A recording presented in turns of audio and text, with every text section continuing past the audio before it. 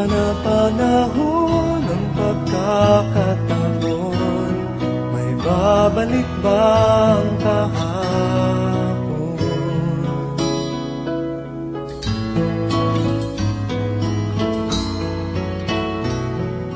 Natatandaan mo pa ba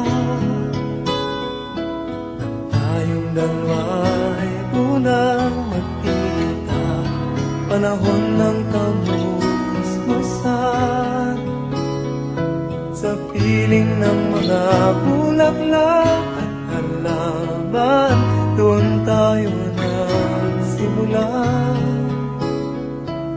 mangarap at tulad.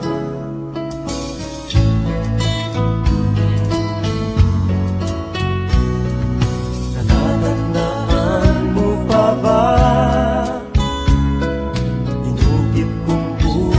sa punong mangga at ang inalay kong gumamela,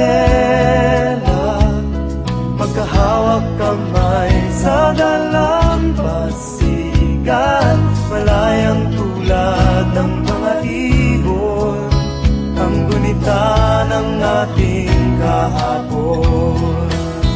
Ang mga